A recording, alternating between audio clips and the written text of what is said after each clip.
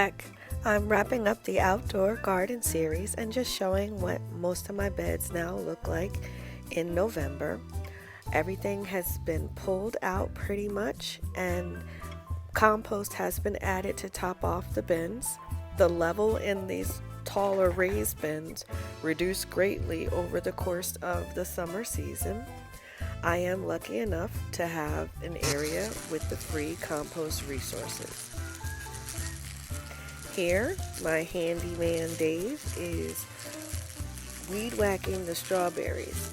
So when it comes to the colder weathers and the frost, and we've already had a frost now, the greenery is going to die back anyway.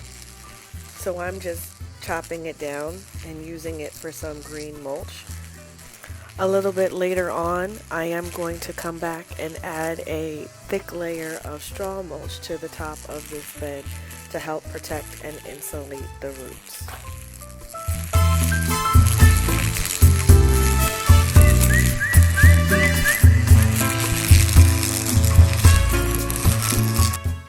I noticed a lot of runners had rooted still connected to the mother plant, so I did go in and try to remove all the connections that I could see in the bed before covering it with the straw as well.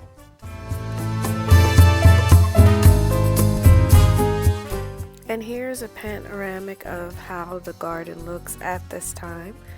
This is the basic floor plan of what the garden will be next year.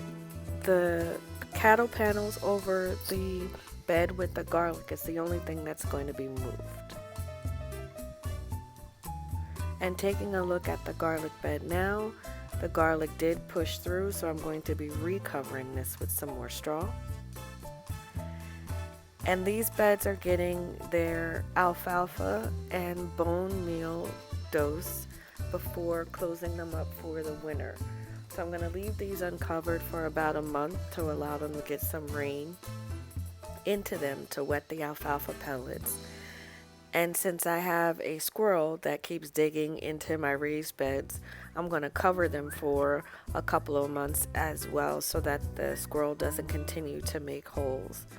But my handyman is sprinkling both the alfalfa and the bone meal over the beds so they can be winterized.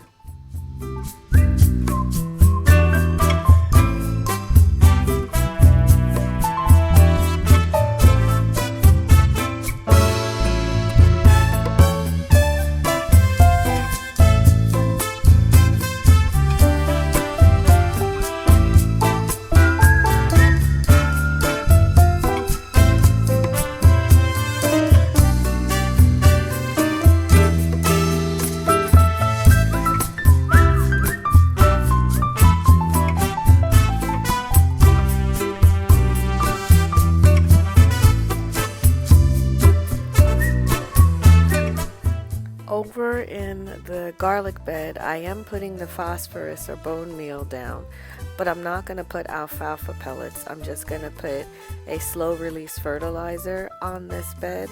That way with the rain, it can give back some nutrients to the roots that have obviously started to mature since the green sprouts have come up.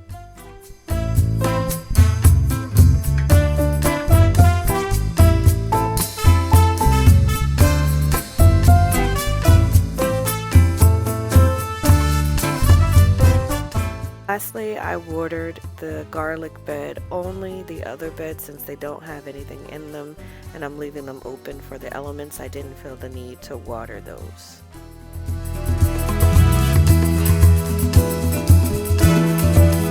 This is an update in the indoor garden.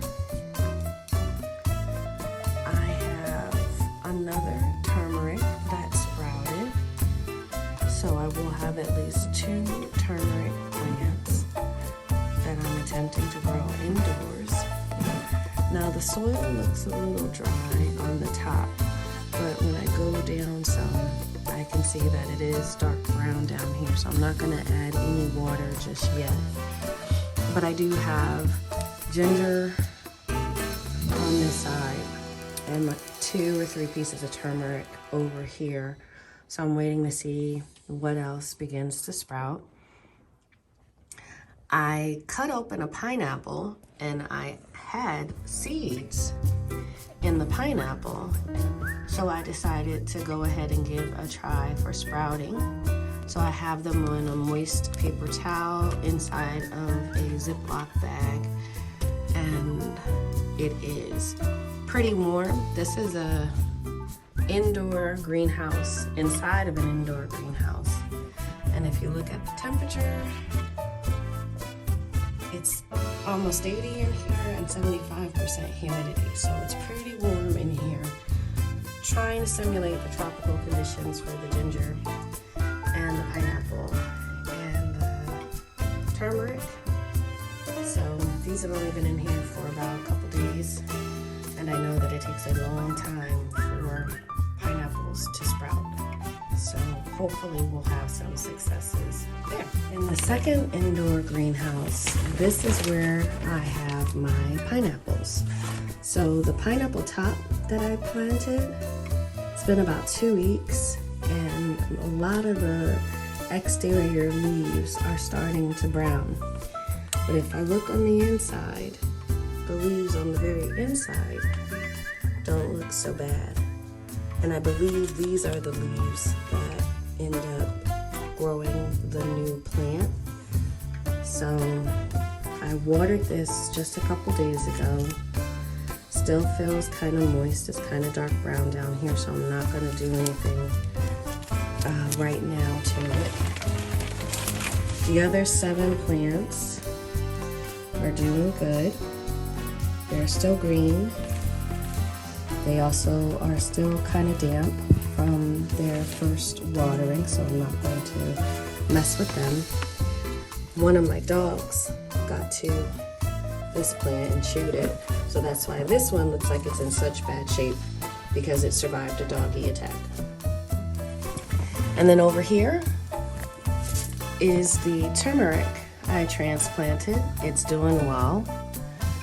Its leaf is a little fried, and that's from it growing tall.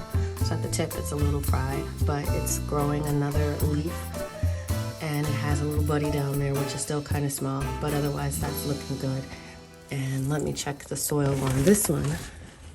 Nope, it's nice and dark brown underneath the first layer of soil, so I'm not going to water any of these right now. They're looking good.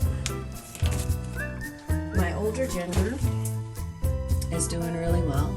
They're getting tall, and they've got plenty of leaves. They're looking happy. They're unfurling.